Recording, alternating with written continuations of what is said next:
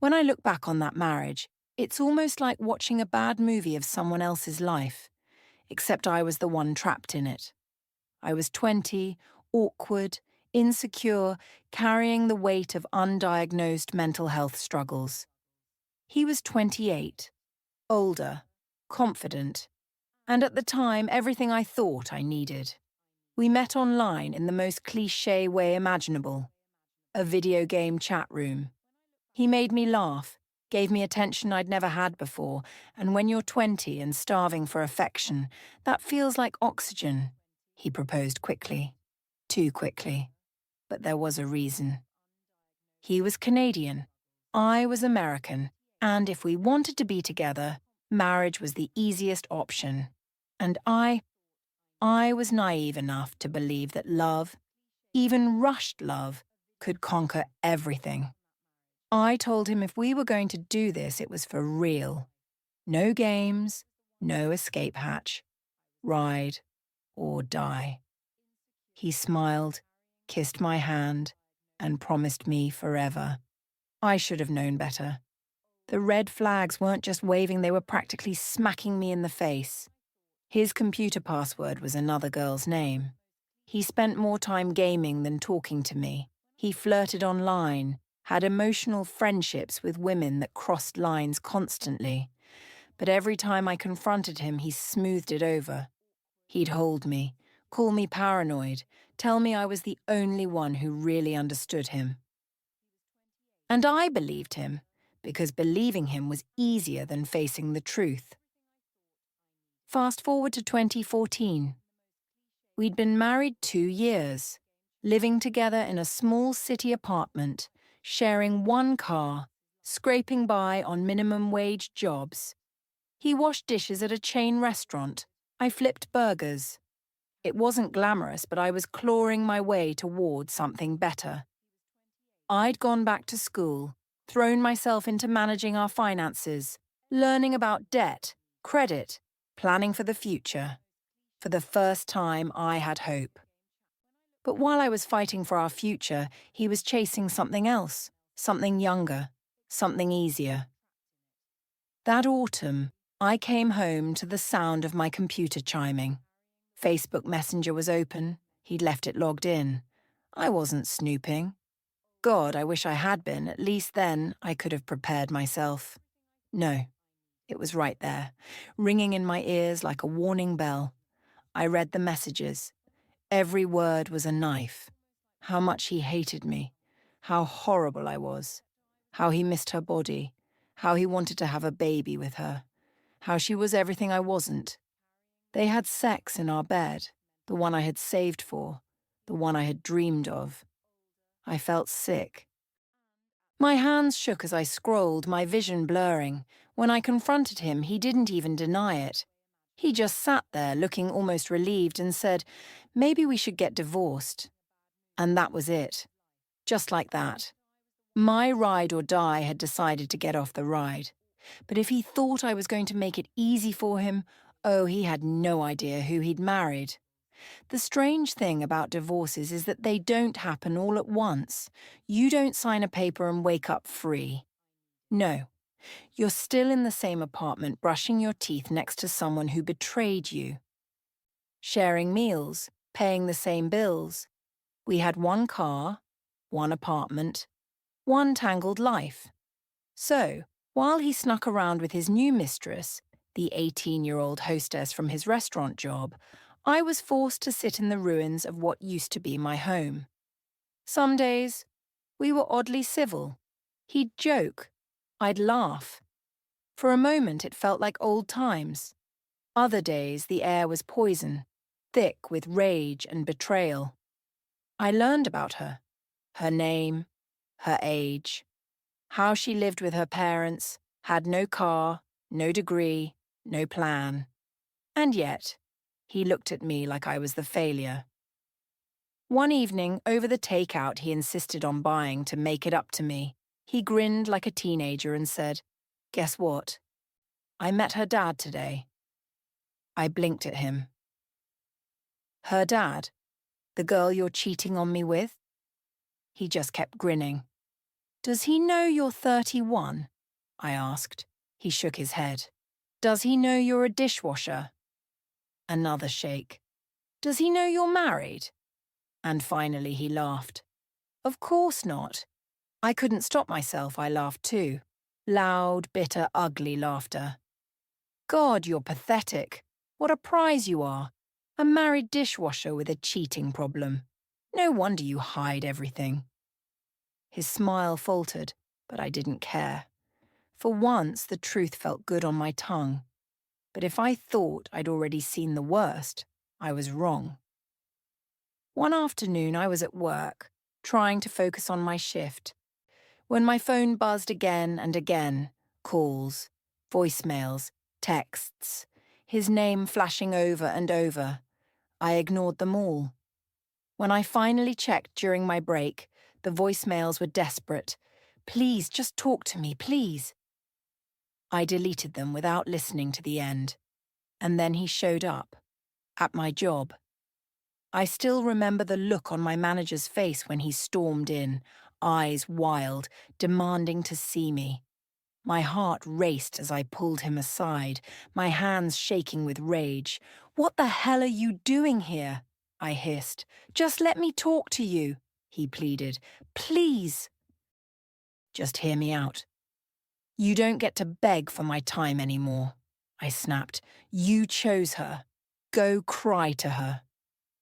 My voice shook, but I meant every word. The customers stared. My co-workers whispered. And for the first time, I didn't care who saw my broken marriage laid bare. He left eventually, shoulders slumped, looking like a scolded child. But the damage was done. The fragile thread keeping us amicable had snapped. The very next day, I got the email that would change everything. It was from our car insurance provider. A policy update.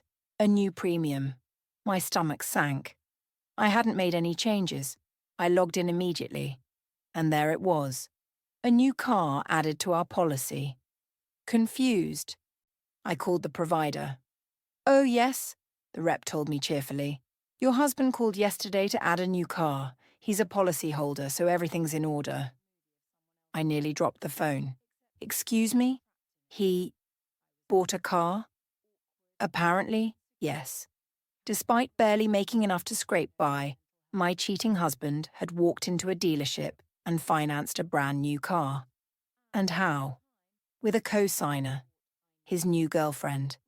The 18-year-old had actually signed her name next to his on a $13,000 loan. I couldn't believe it. What kind of idiot co-signs a loan for a married boyfriend who works as a dishwasher? Rage boiled through me. His new car raised our premiums. He had the audacity to drag me into his little fantasy life with her. But then, I realized something. I had the logins, the access, the control. And for the first time in weeks, I smiled, because I knew exactly how to get my revenge. That night, I couldn't sleep. I lay awake watching the ceiling, replaying the cheerful voice of the insurance rep as if it were a tape that would crack at any second. A new car, her name on a loan, the audacity of it all.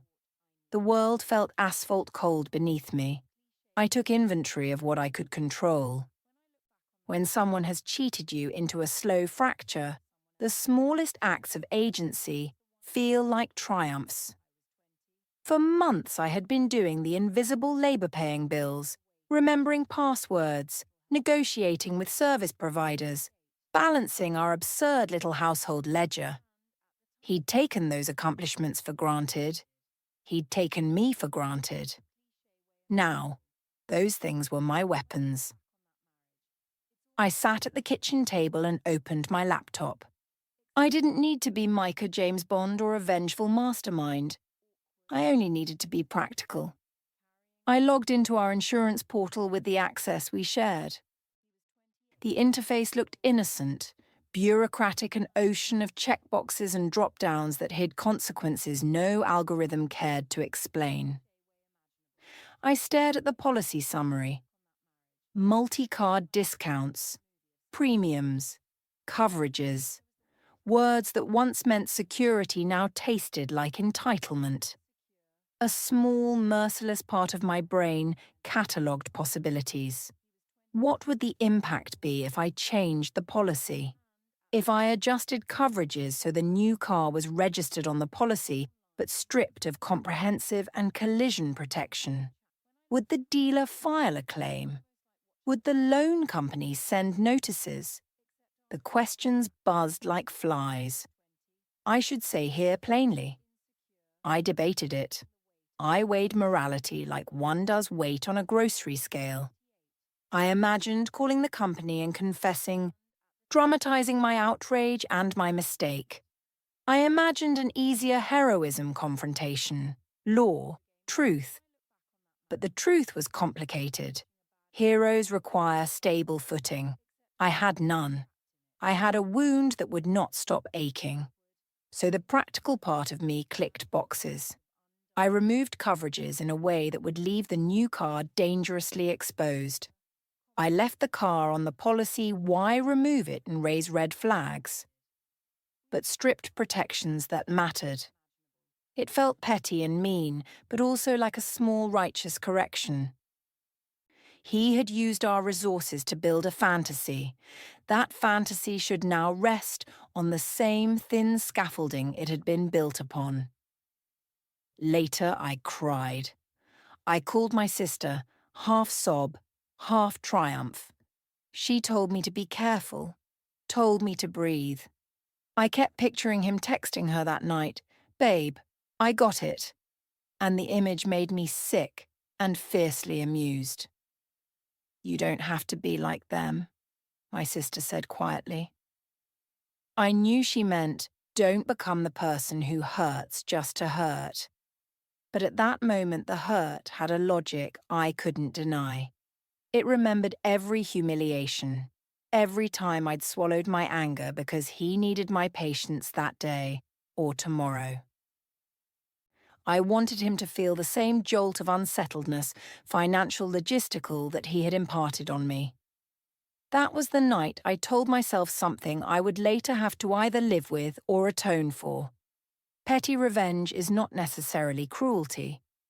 Sometimes it is a boundary set on someone who refuses all other lessons. For 5 days I watched.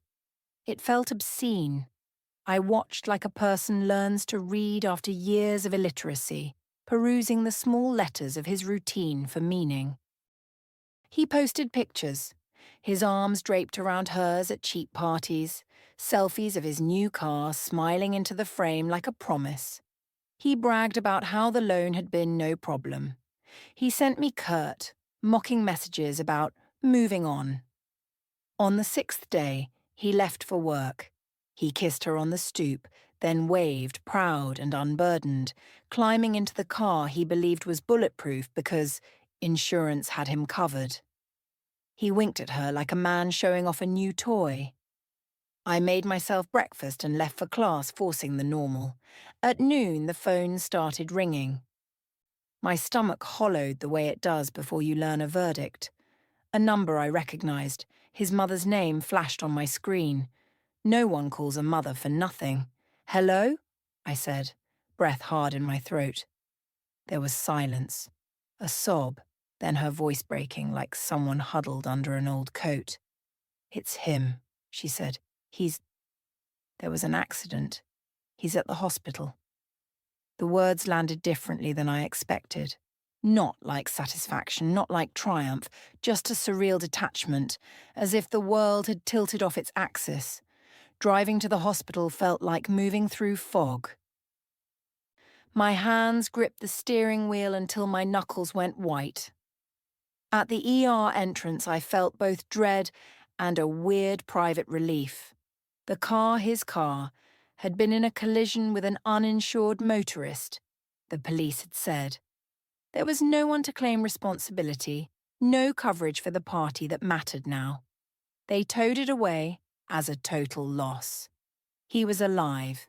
The doctors said he would recover. The man who spent his life avoiding responsibility now faced the consequence of something he hadn't calculated. The loan still existed. The cosigner, his young mistress, still faced collections if he defaulted. When I saw him in the bed, bruised, bandaged, eyes clouded from trauma, it wasn't the triumphant scene I had imagined. Guilt is a strange, slippery thing. It doesn't always arrive with whistles and fanfare. It came instead as a dull ache, the kind that reminds you of every wrong choice you've made since you were a child. He looked at me, confused, like a man waking into a dream. "What happened?" he asked weakly. "You wrecked your toy," I said, almost without thinking. The words sounded small in the cold hospital room. He tried to smile. "Guess I shouldn't have been driving that night," he mumbled. There it was, the pathetic bewilderment of someone whose life had never demanded consequence before. I confronted him after the nurses shuffled out in whispers. "Did you expect me to bail you out?" I asked. He drank in my eyes, and for a moment something like shame flickered. "I didn't mean—" "No one ever means," I said. "You chose her over the life we planned. You chose her over me." It wasn't a confession or a redemption. It was just a fact sliding into the silence. The aftermath was not clean. His car being totaled didn't turn the world magical. It introduced a bureaucratic mess. The loan company called. Collection notices arrived. The girlfriend, still 19 when it started, had to face calls from lenders and from a father who was furious he'd co-signed. The dwelling they'd created out of lies began to cave in. And yet, as the legal letters piled up, I found I felt less elation than I had expected. Revenge had a hollow center. It did not unmake the nights I cried in the shower or the small humiliations that had stacked into contempt. It did not bring back my lost trust. Karma had arrived, but it came as a blunt instrument rather than a balm. People around me reacted in different ways. My co-workers texted me, half apologetic, half gleeful. "You got what you deserve," they said, and meant it in various shades. Friends I hadn't spoken to much reached out. I felt awkward accepting their validation. My sister called long conversations into existence careful, voice measured. "You didn't mean for it to go this far, did you?" she asked. "I don't know," I admitted. I wanted him to feel unstable for a change. I wanted him to have to consider the fallout of choosing the easy way, but I didn't want anyone to get hurt. At night, I dreamed of the crash replaying in slow motion, a loop that refused resolution. There were images of him clinging to some steering wheel, of the other car an anonymous blur of the helpless sound of breaking metal. The dreams made me sick. He recovered slowly. Eventually he moved out. We finalized our divorce within the year. He married that girl years later, and she reached out to me, surprisingly seeking advice when their marriage started crumbling. She had been young, naive, and very much used. My pity surprised me more than anything. I gave her what I could. Frankness. The names of the places where he had skated through life, the pattern of his small betrayals. I told her to run, gently but clearly. She did not. Maybe she thought love would change him. As for me, the experience carved something else into me. I learned that revenge is a medicine with side effects. It eases pain briefly, but it can also infect the part of you that wants better. I had to reckon with that. So I did the work. I stopped the late nights numbing myself in alcohol. I went back to therapy. I finished my degree. I eventually met someone who treated me as if my presence was not an imposition, but a gift. We learn to be kind to each other by practice, the small acts of decency that build a life that can withstand pain. Sometimes, late at night with my partner sleeping beside me, I think back on that time. I think of the absurd irony of life. how the person who wanted me to be less found himself with nothing but consequences, and how I, after years of anger, grew into a person who could let things break and still keep healing. One small truth anchors me. I did what I did not because I loved cruelty, but because I needed to be seen. And the recognition that what I did had costs taught me to choose differently when I had the chance. The weeks after his accident turned into months of unanswered calls and unopened mail. But banks don't forget. They circled him like wolves. Letters in bold red ink appeared on our doorstep, each one shouting, "Final notice," or "Delinquent account." And then came the phone call I'll never forget. It was her, the girl who had co-signed his loan. Her voice cracked through the line, half anger, half panic. "They're calling me now. Do you know what's going on? He said you would fix it." For a moment I almost laughed. Fix it? As if I had ever been his clean-up crew, his financial custodian, his shield against reality. But that's exactly what I had been, for years. She had stepped into that role without realizing it. "I'm sorry," I told her, and I meant it. "There's nothing I can do. You signed. You're liable." She swore under her breath, then softer. "I didn't think it would. I thought he was—" She cut herself off, maybe realizing too late what she had gambled on. That was when the first crack appeared in the fantasy world he'd built. The shiny car, the secret affair, the illusion of being the charming man who always had control. It all collapsed into late fees, lawyers, and the angry father of a teenage girl who suddenly owed thousands of dollars for a vehicle sitting in a junkyard. Karma doesn't always roar. Sometimes it just knocks politely, carrying a bill no one wants to pay. By the time winter came, the apartment we once shared felt more like a cage than a home. He limped around, avoiding eye contact, while I packed boxes quietly. Every plate, every piece of furniture carried the weight of betrayal. Even the bed I had once been proud of, the one he'd defiled with her, felt like a crime scene. The day we filed for divorce, the air was sharp and bitter. We sat in silence in the courthouse hallway, a gulf of unspoken words between us. He looked smaller than I remembered, not just physically but in spirit. A man who had gambled everything on fleeting thrills and lost. When the clerk called our names, I stood, signed, and walked out lighter than I had in years. There were no grand speeches, no final confrontations, just ink on paper and the heavy door closing behind me. I expected to feel shattered. Instead, I felt free.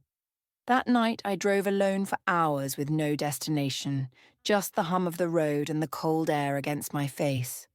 For the first time, the future felt like something that belonged to me, not something I had to negotiate, protect, or fight to justify. Divorce is not just an ending, it is also a rebirth. Years passed. Time has a way of sanding down the edges of rage. He faded into the background like a poorly written chapter in a book I no longer needed to reread. One day, out of nowhere, I received a message from her, the one who had married him after me. She had a daughter from a previous relationship, and she was worn down, scared, and searching for answers.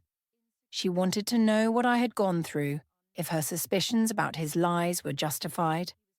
I told her the truth. I told her about the passwords with other women's names, the affairs, the constant evasions. I told her about the car, the loan, the accident, the debt collectors.